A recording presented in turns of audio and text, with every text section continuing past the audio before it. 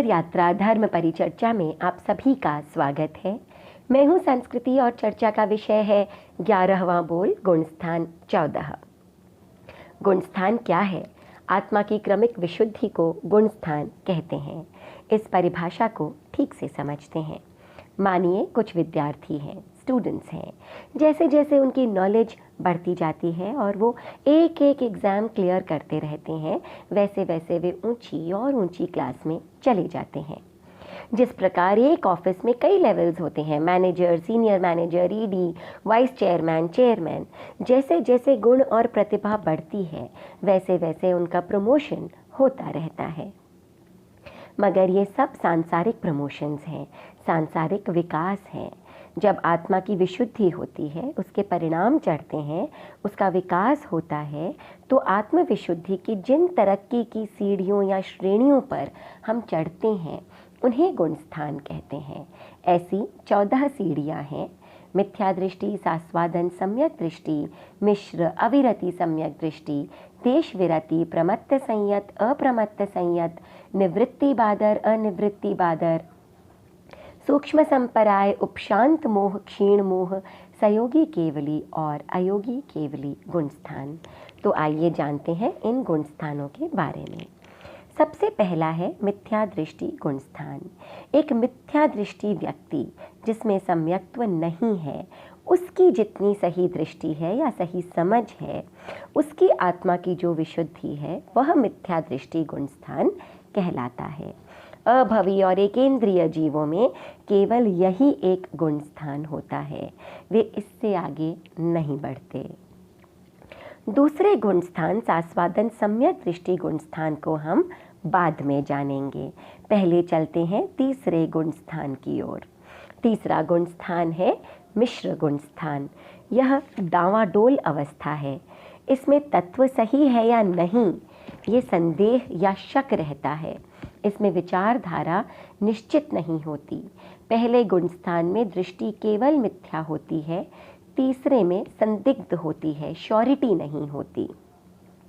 जब सम्यक दृष्टि आ जाती है, सही दृष्टिकोण समझ में आ जाता है, तब चौथा गुणस्थान होता है अविरति सम्यक दृष्टि गुणस्थान।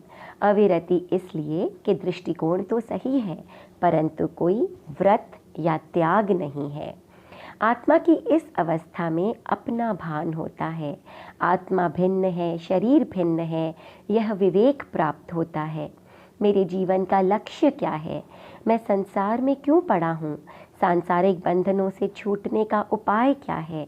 ऐसी बातों पर आत्मचिंतन होने लगता है। इसे आत्मदर्शन या आत्म साक्षात्कार भी कह सकते हैं। तो ये चौथा गुणस्थान है। जब सम्यक्त्व के साथ कुछ व्रत भी जुड़ जाते हैं, तब आता है पांचवा गुणस्थान देश विरति गुणस्थान। अनावश्यक हिंसा, झूठ, चोरी, परिग्रह आदि का जो त्याग करते हैं, वे श्रावक कहलाते हैं। वे व्रताव्रती या धर्माधर्मी या देशव्रती कहलाते हैं। यहाँ से त्याग धर्म या संवर धर्म की शुरुआत होती है। सत्य का आचरण प्रारंभ हो जाता है। छठा गुणस्थान है प्रमत्त संयत गुणस्थान। यहाँ से साधुओं का गुणस्थान प्रारंभ होता है। जब पूर्ण रूप से हिंसा, झूठ, चोरी, ब्रह्मचर्य एवं परिग्रह का त्याग कर दिया जाता है, तब ये छठा गुणस्थान मिलता है। इस गुणस्थान में एक संकल्प पूर्वक त्यागमय, साधनामय जीवन जिया जाता है। परंतु यह गुणस्थान प्रमत्त संयत कहलाता है, यानी इस गुणस्थान में साधु के प्रमाद होता है, धर्म के प्रति कहीं अनुत्साह रहता है। सातवां गुणस्थान है अप्रमत्त संयत। इस गुणस्थान में साधु का प्रमाद पूर्णतः रुक जाता है, वह अप्रमादी बन जाता है। इस पंचम आरे में इस गुणस्थान तक ही जा सकते हैं, इसके आगे जाना संभव नहीं है। हमारे साधुओं का छठा गुणस्थान होता है। दीक्षा लेते समय अथवा गहन ध्यान में कभी कभी उनके भाव इतने अप्रमत्त हो जाते हैं कि वे सातवें गुणस्थान को कुछ समय के लिए छू लेते हैं। आठवां गुणस्थान है निवृत्ति बादर गुणस्थान। इस गुणस्थान से कषाय यानी क्रोध, मान, माया और लोभ दबने या ख़त्म होने लगते हैं, निवृत्त होने लगते हैं। इस गुण स्थान से दो रास्ते निकलते हैं, दो सीढ़ियाँ, दो श्रेणियाँ निकलती हैं, उपशम श्रेणी और क्षपक श्रेणी। यहाँ से आगे कुछ जीव उपशम श्रेणी पकड़ लेते हैं तो कुछ क्षपक श्रेणी। क्षपक श्रेणी वाले जीव कषायों का क्षय या खत्म करते हुए आगे बढ़ते हैं। वे 8वें से 9वें गुण स्थान अनिवृत्ति बादर गुण स्थान में आते हैं, जहाँ काफ़ी हद तक कषाय क्षीण हो जाते हैं, केवल कुछ हिस्सा अनिवृत्त रह जाता है। इस अनिवृत्त कषाय के कारण इसे अनिवृत्ति बादर गुण स्थान कहते हैं। 9वें से वे 10वें गुण स्थान में आते हैं। यह है सूक्ष्म संपराय गुण स्थान। यहाँ क्रोध, मान, माया तो पूर्णतः खत्म हो जाते हैं, परंतु सूक्ष्म मात्रा में मोह रह जाता है। 10वें गुण स्थान से क्षपक श्रेणी वाले जीव 11वें में नहीं जाते, वे जंप करके सीधे 12वें गुण स्थान में जाते हैं। यह है क्षीण मोह गुण स्थान। यहाँ बचा हुआ मोह कर्म सर्वथा समाप्त या क्षीण हो जाता है और मोहनीय कर्म के क्षय होते ही जीव 13वें गुण स्थान सयोगी केवली गुण स्थान में आ जाते हैं। यहाँ आते ही वह 3 बचे हुए घाती कर्म ज्ञानावर्णीय, दर्शनावर्णीय और अंतराय का क्षय कर केवल ज्ञानी बन जाते हैं।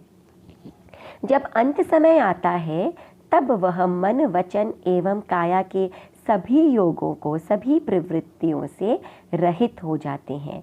यह होता है 14वां गुण स्थान अयोगी केवली गुण स्थान। इसके तुरंत बाद जीव सभी कर्म बंधन क्षीण कर लेते हैं और बचे हुए 4 अघाती कर्म आयुष्य, नाम, गोत्र और वेदनीय का क्षय कर मुक्त हो जाते हैं। वे पूर्णतया स्वतंत्र हो जाते हैं, मोक्ष चले जाते हैं, उनका सांसारिक जीवन समाप्त हो जाता है। वहाँ कोई गुण स्थान नहीं होता। जीव अनंत ज्ञान, अनंत दर्शन, क्षयक चरित्र एवं अनंत शक्ति संपन्न बन जाता है। अब 8वें गुण स्थान से दूसरा जाता है रास्ता उपशम श्रेणी की ओर। इस श्रेणी को पकड़ने वाला जीव कषायों का क्षय करने की बजाय उन्हें दबाते हुए चलता है। 9वें गुण स्थान में कुछ मात्रा में ही कषाय रह जाते हैं, अनिवृत्त रह जाते हैं, बाकी सब दब जाते हैं।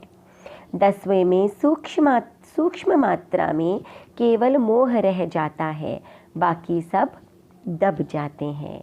ये जीव 10वें गुण स्थान से जाते हैं 11वें गुण स्थान में, उपशांत मोह गुण स्थान में। इस गुण स्थान में मोह पूर्णतया दब जाता है, उसका पूर्णतया उपशम हो जाता है, परंतु वो समाप्त नहीं होता और फिर राख से ढकी हुई आग की तरह फिर से धधक उठता है और जीव 11वें से वापस नीचे गिरने लगता है। उसका गिरना निश्चित है। नीचे गिरते गिरते वो 8वें से, 7वें से, 6ठे से, 5वें से, चौथे आदि से फिर सचेत होकर चढ़ सकता है और फिर उपशम या क्षपक श्रेणी ले सकता है। गिरते गिरते ऐसा समय भी आ सकता है जब वो प्रथम गुण स्थान यानी मिथ्या दृष्टि गुण स्थान में चला जाए। यहाँ पहुँचने से पहले उसमें जब सम्यक्त्व का स्वाद मात्र रह जाता है, उसे सास्वादन सम्यक दृष्टि गुण स्थान यानी दूसरा गुण स्थान कहते हैं। तो दूसरा गुण स्थान यानी जहाँ सम्यक्त्व का स्वाद मात्र रह जाता है। तो ये थे 14 गुण स्थान। इनमें से 5 गुण स्थान प्रत्यक्ष या शाश्वत होते हैं। पहला, चौथा, 5वां, 6ठा और 13वां। इन गुण स्थानों वाले जीव हमारे सामने होते हैं। शेष गुण स्थान ध्यान में ही चढ़े या उतरे जाते हैं। तो इन गुण स्थानों को जानना बहुत आवश्यक है। ये गुण स्थान हमें लक्ष्य देते हैं और उस लक्ष्य की प्राप्ति के पथ पर चलकर हम मार्ग प्रशस्त करते हैं मोक्ष का। प्रश्न उठता है कि गुण स्थानों पर आगे कैसे बढ़ा जाए, ऊंचा कैसे चढ़ा जाए।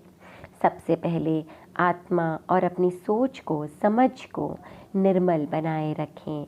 झूठ छल प्रपंच में ना फंसे।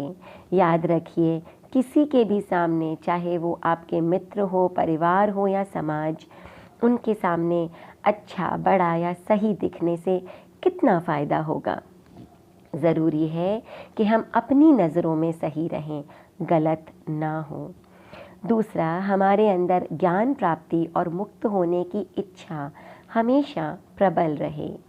एक बात का और ध्यान रखें कि जब भी गुस्सा, घमंड, छल कपट, झूठ या मोह और घृणा का भाव हमारे अंदर आए तो उसे दबाने की नहीं, जड़ से ख़त्म करने की कोशिश करें, उसे निकाल फेंकने की कोशिश करें। तो आशा है आप संक्षेप में गुण स्थान समझ पाए होंगे। आगे चर्चा करेंगे 12वें बोल 5 इंद्रियों के 23 विषय पर।